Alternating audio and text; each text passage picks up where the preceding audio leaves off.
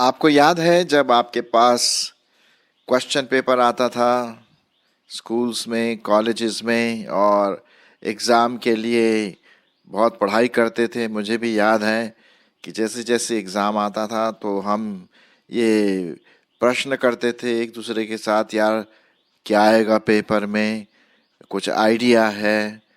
और question paper या प्रश्न पेपर जो भी होता था उसका हम आंसर कैसे देंगे, और हम रटते थे आंसर को। मुझे याद है इस बात को, शायद आपको भी याद होगा, या आप भी अभी भी कुछ क्वेश्चंस करते होंगे। हमारे जीवनों में कई प्रकार के प्रश्न पाए जाते हैं, क्वेश्चंस पाए जाते हैं, जीवन के बारे में, चीज़ों के बारे में, साइंस से संबंधित, हमारे सोशल मीडिया से संबंधित, मतलब ढेर सारे प्रश्न। जैसे कि आप यहाँ पर देख रहे हैं कि एक पिक्चर है, क्वेश्चन मार्क, एक प्रश्नवाचक चिन्ह जिसे हम कहते हैं। और जैसे ही एक क्वेश्चन मार्क आता है तो हमारे दिमाग में कई बातें आने लगती है। यार इसका मतलब क्या है, क्या क्वेश्चन है, क्या प्रश्न है, और इसका आंसर भी क्या होगा। दो प्रकार के प्रश्न मेनली पाए जाते हैं। एक तो वो होता है कि इस प्रकार के प्रश्न पूछना जो कि फैक्ट से संबंधित है। अगर हम पूछे कि भाई भारत की राजधानी क्या है, तो हम बोलेंगे नई दिल्ली, है ना। तो ये क्या है, फैक्ट्स वाली चीज़ें हैं, तो इसका उत्तर देना बड़ा आसान होता है। लेकिन एक दूसरा और प्रश्नवाचक चिन्ह है जिसमें वाय शब्द आता है, क्यों। और जब क्यों ऐसा होता है, अगर हम ये पूछें कि भाई गुरुत्वाकर्षण की जो सिद्धांत है वो क्या है, अब आप उसको डिस्क्राइब करिए, तो हम उसको कोशिश करते हैं। मतलब फिर आपको एक्सप्लेनेशन देने की ज़रूरत है, उसको पूरा उत्तर देने की ज़रूरत है, समझा सके कि ऐसा क्यों होता है, क्यों चीज़ें ऊपर से नीचे गिरती हैं। तो उसी प्रकार से हमारे जीवनों में भी कई प्रकार के प्रश्न आते हैं, विशेष करके विश्वासियों के जीवन में। शायद आपके जीवन में कई प्रश्न आए होंगे, आ रहे होंगे, मुझे नहीं पता। मेरे जीवन में तो कई बार ऐसे प्रश्न आए, विशेष करके यदि घर में बीमारी है और आप प्रार्थना कर रहे हैं, फास्टिंग कर रहे हैं, और उसका कोई जवाब नहीं आ रहा है, और लोग सोचते हैं यार ऐसा क्यों है, जब परमेश्वर ने कहा, प्रॉमिस कहा भाई कि जो कुछ तुम मांगोगे मैं तुम्हें दूंगा, प्रार्थना करो, उपवास करो, और मैं तुम्हारे लिए करूंगा। इस पहाड़ से कहो कि यहाँ से उतर करके दूसरी जगह चला जाए तो मैं कर दूंगा। अब जब ऐसा हम सोचते हैं तो एक प्रश्न आता है, यार तो परमेश्वर मेरी बीमारी को ठीक क्यों नहीं करता। मेरी माँ 20, 30, 40 साल से बीमार है, या मेरा कोई संबंधी, या मेरा जो काम मैंने किया उस पर आशीष नहीं होती है। और कभी कभी एक प्रश्न भी उठता है, यार परमेश्वर है कहाँ। तो ये प्रश्नवाचक चिन्ह हमारे जीवनों में कई प्रकार के आते हैं। बाइबल में कई प्रकार के प्रश्न पूछे गए, और उसका उत्तर कभी परमेश्वर ने दिया, कभी नहीं दिया। तो ये जो प्रश्नवाचक चिन्ह है ये हमारे जीवनों में कभी कभी शंका पैदा कर देते हैं, है कि नहीं। और शंका के बाद कभी कभी ऐसा भी होता, मैंने सुना है कि कुछ लोग ऐसे हैं कि जो जो प्रश्न वो परमेश्वर से पूछते हैं उसका उत्तर ना आने पर वो परमेश्वर से फिर अलग से हो जाते हैं, फिर अपनी पुरानी जिंदगी में वापस आ जाते हैं। शायद आपने ऐसे कुछ लोगों को देखा होगा। लेकिन क्या ये सही है? बिल्कुल भी नहीं, बिल्कुल भी सही नहीं है। देखिए, हमारा दिमाग जो है वो हर प्रश्नों के उत्तर देने के लिए बिल्कुल सामर्थ्य नहीं रखता है। हाँ, ज़रूर है कि हम तर्क वितर्क कर सकते हैं इसके बारे में, और कोशिश कर सकते हैं कि भाई ऐसा क्यों होता है। लेकिन जब बात आती है परमेश्वर के बारे में, उसके वचन के बारे में और उद्धार के बारे में, तो फिर बात कुछ और होती है। क्योंकि जब हम बाइबल की बात करते हैं, परमेश्वर की बात करते हैं, तो कुछ हद तक प्रश्नों के उत्तर हमें मिल जाते हैं, लेकिन कुछ ऐसे प्रश्न जिसका उत्तर हमें नहीं मिल सकता है, क्योंकि हम उसको नहीं समझेंगे। अब जैसे मैं आपसे ये प्रश्न पूछूं कि भाई अनंत को आप कैसे समझते हैं, अनंत, इटर्नल, ये बड़ा मुश्किल है इसको समझाना। हाँ, हम ये कह सकते हैं भाई कि जो जिसकी कोई शुरुआत नहीं है या जिसका कोई अंत नहीं है उसको हम अनंत कहते हैं। लेकिन फिर भी हमारा मन इससे तृप्त नहीं होता है कि यार ये सही डेफिनेशन है। तो ऐसे कुछ प्रश्न हैं जीवन के जिसका उत्तर पाना कठिन है, क्योंकि इसमें परमेश्वर का दिमाग इस्तेमाल होता है और उसके दिमाग को अंडरस्टैंड हम नहीं कर सकते हैं। परमेश्वर की जो सोच विचार है उसको हम बिल्कुल भी अंडरस्टैंड, उसको समझ नहीं सकते। अब उदाहरण के लिए लीजिए कि परमेश्वर का वचन क्या कहता है। मैं आपके लिए पढ़ूंगा यशाया और उसका 55 अध्याय, यशाया और उसका 55 अध्याय और उसका 8 से 9 पद। देखिए परमेश्वर का वचन यहाँ पर क्या कहता है। यहाँ लिखा हुआ है, यहोवा यूं कहता है कि मेरे विचार और तुम्हारे विचार एक समान नहीं है, न तुम्हारी गति और मेरी गति एक सी है, क्योंकि मेरी और तुम्हारी गति में और मेरे और तुम्हारे सोच विचारों में आकाश और पृथ्वी का अंतर है।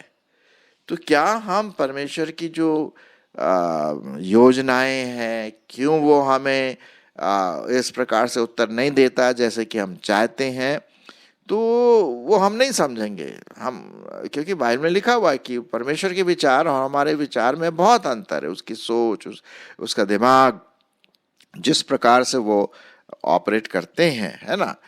तो जबकि ऐसा डिफरेंसेस हम देखते हैं, तो क्या हम सब प्रश्नों के उत्तर पा लेंगे? बिल्कुल भी नहीं। हाँ, कुछ हद तक हम देख सकते हैं, तर्क वितर्क से हम कर सकते हैं, लेकिन अनंत परमेश्वर की बातों को, उसके मन को समझना ये बहुत बहुत मुश्किल काम हो जाता है। अब उदाहरण के लिए लीजिए ना, अय्यूब जो बहुत ही बिल्कुल एक मर सा गया था व्यक्ति, जब शैतान उसके सामने आया और उसने उसके घर वालों को मार डाला, उसको उसके फोड़े फुंसी हो गई। और तब वो शैतान बोलता, भाई अय्यूब क्यों तुम्हारी स्तुति करता है? शैतान पूछता है परमेश्वर से, क्योंकि तूने उसको आशीष दिया, तू सब निकाल दे वहां से और देखो वो तेरे से अलग हो जाएगा। तब शैतान इन सब बातों को लाता है, विपत्तियों को लाता है, उनके घर में मौत आती है, उसके शरीर में फोड़े फुंसी आती है। लेकिन अय्यूब बोलता है, भाई परमेश्वर का नाम धन्य हो, उसने दिया, उसने लिया, मैं नंगा माँ के पेट से आया, नंगा ही जाऊंगा। और लिखा हुआ है कि ये सब करते हुए भी उसने पाप नहीं किया, एक प्रश्न नहीं पूछा, प्रभु तूने क्यों मेरे जीवन में ये लाया। लेकिन बाद में जब आप पढ़ेंगे पूरे अय्यूब की किताब, तो थोड़ा सा उसका मन पिघल सा जाता है या प्रश्न पूछने लगता है, प्रभु कब तक मैं ऐसा सहता रहूंगा। और तब उसके बाद हम देखते हैं कि अय्यूब को परमेश्वर क्या उत्तर देता। अय्यूब की किताब उसका 38 अध्याय, अय्यूब उसका 38 अध्याय और उसकी 1 से 3 पद।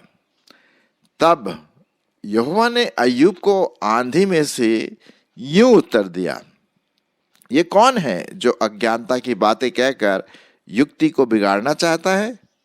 पुरुष की नाई अपनी कमर बांध ले, क्योंकि मैं तुझसे प्रश्न करता हूं और तू मुझे उत्तर दे। जब मैंने पृथ्वी की नेव डाली तू कहाँ था? यदि तू समझदार हो तो उत्तर दे। और अब उसके बाद फिर आप आगे पढ़ते जाइए, 38 अध्याय 39 अध्याय, बहुत इंटरेस्टिंग। यहाँ पर परमेश्वर अय्यूब से प्रश्न पूछ रहा है। अय्यूब ने प्रश्न पूछा, अब परमेश्वर उसके उत्तर में, उसके प्रश्न के उत्तर में अय्यूब से प्रश्न पूछ रहा है। तो मेरा कहने का मतलब ये है कि क्या हम परमेश्वर से प्रश्न पूछ सकते हैं कि भाई ऐसा क्यों हो रहा है मेरे जीवन में, मेरे परिवार में, हमारे देश में। अब कभी कभी लोग क्या करते हैं उदाहरण के रूप में कि भाई हम तो ये पॉलिटिकल पार्टी को वोट देंगे क्योंकि ये विश्वासियों के प्रति थोड़ा उदारवादी हैं। दूसरा जो पॉलिटिकल पार्टी है वो विश्वासियों के खिलाफ है, सतावट देता है। और जब ऐसा होता है कि भाई वही पॉलिटिकल पार्टी जीतती है जो विश्वासियों के खिलाफ है, उसके विरोध में है और सतावट और बढ़ाते हैं, तो एक प्रश्न उठता, प्रभु ये क्या कर रहा है तू? है हम लोग विश्वासी हैं और तू नहीं चाहता कि हम लोग शांति से जिंदगी बिताएं, और फिर भी वही पुराने पॉलिटिकल पार्टी आ गई और हम फिर परेशान होंगे। तो ऐसे ऐसे प्रश्न हैं जो हमारे जीवनों में आ जाते हैं, और जब ऐसी बात आती है तो एक निराशा सी हो जाती है। आपने देखा होगा कभी लोग आपस में बैठ करके बात करते हैं, यार ऐसा क्यों हो रहा है, बताइए, हम परमेश्वर पर इतना विश्वास करते हैं और ये देखिए यहाँ पर तो कुछ और ही बात हो रही है। तो प्रश्नवाचक जो चिन्ह है वो एक स्वाभाविक है, लेकिन हम उस पर सिर्फ उसी पर न लटके रहे, हम छोड़ दे, परमेश्वर के ऊपर छोड़ दे, क्योंकि वो अनादिकाल से अनादिकाल तक परमेश्वर है। उसके विचार और हमारे विचारों में बहुत फर्क है। हाँ, वो अगर वो हमें उत्तर भी देगा ना तो हम उसको नहीं समझेंगे, क्योंकि उसका प्लान अलग है। अब देखिए दानियल के विषय में क्या लिखा हुआ है। दानियल प्रार्थना करता है। क्या प्रार्थना करता है, सुनिए जरा, मैं आपके लिए पढ़ता हूँ।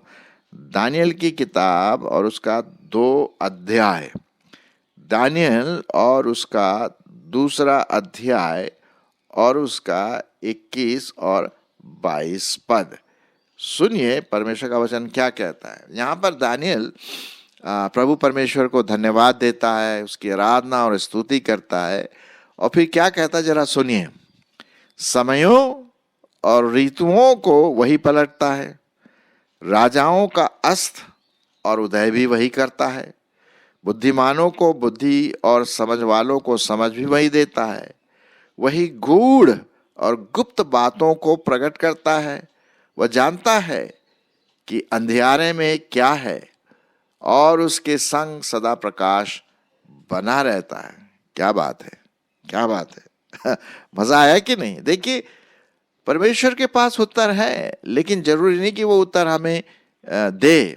अब कभी कभी क्या होता है कि आजकल चारों तरफ इतनी लड़ाइयाँ हो रही, अशांति है, कहीं पर फ्लड आ रहा है, कहीं पर बाढ़ आ रही, तो कहीं पर बिल्कुल सूखा पड़ा हुआ है, कहीं पर बेचारे लोग परेशान हो रहे हैं, बच्चे मर रहे हैं जिनका शायद कोई दोष, हम कहते हैं कि कोई दोष नहीं है, वो लड़ाइयों में मारे जाते हैं, विधवाएं हो रही हैं, स्त्रियां। तो एक प्रकार का हमारे चारों तरफ एक कंफ्यूजन और एक प्रश्न उठता है, यार परमेश्वर भाई कहाँ हो, क्या इसको कंट्रोल कर सकते हो, क्या हो रहा हमारे देश को, हमारे समाज को, हम पूरी दुनिया में क्या हो रहा है। तो ये प्रश्न उठना स्वाभाविक तो है, लेकिन हम इसको यहाँ छोड़ दे परमेश्वर के हाथ में, क्योंकि वो सब जानता है। क्या लिखा हुआ है वही तो मैंने आपके सामने रखा।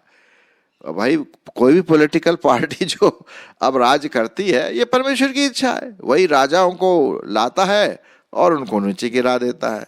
समयों और ऋतुओं को वही पलटता है, राजाओं का अस्त और उदय भी वही करता है, बुद्धिमानों को बुद्धि और समझ वालों को समझ भी वही देता है। तो भाई ऐसे प्रश्न करना और ये एक्सपेक्ट करना कि भाई परमेश्वर हमें उत्तर दे, नहीं तो हम नाराज हो जाएंगे, भाई हो जाओ। देखिए हमें परमेश्वर को परमेश्वर बना रहना देना चाहिए, क्योंकि वो परमेश्वर है, हम उसके दास हैं, हम उसके सेवक हैं, हम उनके बेटे और बेटियां हैं। तो हमें उसके अधिकार में रहना है। वो अंधकार में भी जानता है कि क्या है, प्रकाश में भी क्या जानता है, क्योंकि अंधकार क्या है उसके लिए, प्रकाश है। अंधियारा तो सवाल ही नहीं उठता परमेश्वर के लिए, क्योंकि वो खुद लाइट है। तो मेरा ये कहने का मतलब है मेरे प्रियो, कि जब भी हम कोई प्रश्न पूछते हैं जो हमारी इच्छा के अनुसार नहीं होता है, चाहे वो हमारे परिवार में हो, हमारे समाज में हो, या हमारे देश में हो, या पूरी दुनिया में हो, एक प्रकार से आजकल अगर हम देखें चारों तरफ तो हाहाकार मचा हुआ है ना। लड़ाई झगड़े, मार काट, और परिवारों में झगड़ा, कलीसियाओं में समस्या, कलीसियाओं में लोग एक दूसरे को गलत दृष्टि से देख रहे हैं, और ज़्यादा नुक्ताचीनी करना, हेट करना, घृणा करना एक दूसरे के प्रति। ये क्या है? देखिए ये हो रहा है, परमेश्वर सब जानता है। हम बस इन बातों को परमेश्वर के हाथ में सौंपे प्रार्थना करें। हम सिर्फ प्रार्थना कर सकते हैं कि प्रभु तेरी दया दृष्टि हमारी कलीसिया में, हमारे परिवार में हो सके।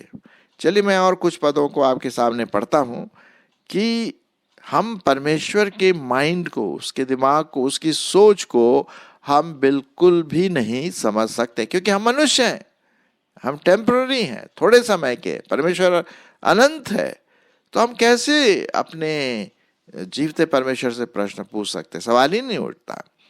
चलिए, और मैं आपके लिए पढ़ देता हूँ। यहाँ पर लिखा हुआ भजन संहिता उसका 10 अध्याय और पहला पद। भजन संहिता उसका 10 अध्याय और पहला पद। हे यहोवा, तू क्यों दूर खड़ा रहता है? संकट के समय में क्यों छिपा रहता है? कभी ऐसी बात आपके जीवन में आई जब आपके पास संकट आया, पैसों की कमी हुई, बीमारी हुई या कुछ मिसअंडरस्टैंडिंग हुई, और तो प्रभु कहाँ हो, एक प्रकार का प्रश्न आता है। क्यों दूर खड़ा है? संकट के समय में क्यों छिपा हुआ है?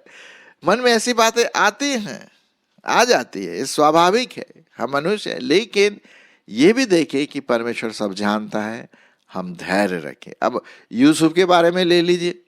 यूसुफ को कितने लोगों ने परेशान किया, उसके भाइयों ने तो उसको मार डालना चाहा। बाइबल उत्पत्ति में हम पढ़ते हैं, बाइबल में कैसे कैसे यूसुफ के साथ बुरा व्यवहार किया गया। उसको कुएं में फेंक दिया जहां पानी नहीं था, मार डालना चाहा, व्यापारियों को भेज दिया। फिर वहां पर पति पर की पत्नी ने उसके साथ दुष्ट व्यवहार करने की कोशिश की। फिर वहां और भी लोगों ने उसको परेशान किया। लेकिन कहीं भी हम नहीं पढ़ते हैं कि यूसुफ परमेश्वर पर प्रश्न किया, प्रभु ये क्या हो रहा है? मैं तुझसे प्यार करता हूँ, तेरी सेवा करता हूँ, और ये सब मेरे जीवन में नकारात्मक चीजें क्यों हो रही है? सवाल है, प्रश्न उठता है। लेकिन ऐसा उसने नहीं किया, चुपचाप रहा, कहीं भी नहीं। और अंत में क्या हुआ? जब उसके भाई आए, और लिखा हुआ है बाद में कि जब उन्हें पता पड़ा कि अरे ये तो वही यूसुफ है जो हम मार डालना चाहते थे, जिसको हमने बेचा था, आज तो ये बिल्कुल प्रधानमंत्री के समान बन गया। डर गए वो। लेकिन यूसुफ ने कहा, देखो तुम लोगों ने जो मेरे साथ बुरा व्यवहार किया ना, परमेश्वर उसको अच्छा बना दिया। देखिए, सकारात्मक सोच। उसने परमेश्वर को दोष नहीं दिया किसी भी बात के लिए। हमें परमेश्वर को दोष नहीं देना है, प्रश्न नहीं उठाना है। जी हाँ, ये आप इस बात को समझ लीजिए। लेकिन उसने बड़े अनुग्रह के साथ कहा, कोई बात नहीं, मैं तुम्हें क्षमा करता हूँ और मैं तुम्हारे लिए हर प्रकार की सहायता करूँगा, अनाज दूंगा, कोई नहीं मरेगा। और इस प्रकार से उसने अपने भाइयों की और अपने परिवार की सहायता की। तो मेरे मित्रों, आइए हम इन बातों को देखें कि परमेश्वर के दिमाग को हम नहीं समझ सकते, उसकी सोच को हम नहीं समझ सकते। जो हमें करना है, जो अच्छी बात परमेश्वर के वचन के आधार पर हमें करना है, करते रहे, और फल वो देगा समय पर। एक और प्रश्न मैं आपके सामने रखना मांगता हूं।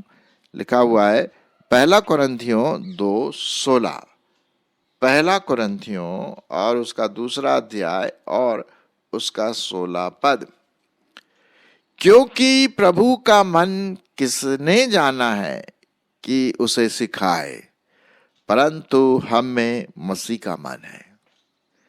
क्योंकि प्रभु का मन किसने जाना? क्या हम प्रभु के मनसा को जान सकते हैं? नहीं जान सकते। वो अनंत है, वो परमेश्वर है, हम मनुष्य हैं, हमारी सोच कमजोर और लिमिट है, थोड़े समय की है। हमें वो बुद्धि नहीं है। उसकी सोच में, उसके विचारों में और हमारे विचारों में, हमारी सोच में जमीन आसमान का फर्क है, जैसे कि मैंने आरंभ में आपसे कहा था। तो किसने प्रभु का मन जाना है कि उसे सिखाए? क्या हम उसको सिखा सकते हैं, ये कर वो कर? नहीं नहीं नहीं नहीं। बस हम विनती कर सकते हैं, दया, प्रभु तेरी दया दृष्टि हो तो हमारी सहायता कर, लेकिन हर बात में मैं तेरे हाथ में सौंपता हूँ। अब यीशु मसीह ने क्या कहा जब वो चेलों के पास से होकर के वाटिका में गया, बगीचे में उसने प्रार्थना किया, हे प्रभु ये कटोरा अगर हो सकता है हट जाए, लेकिन कहा मेरी नहीं तेरी इच्छा पूरी हो।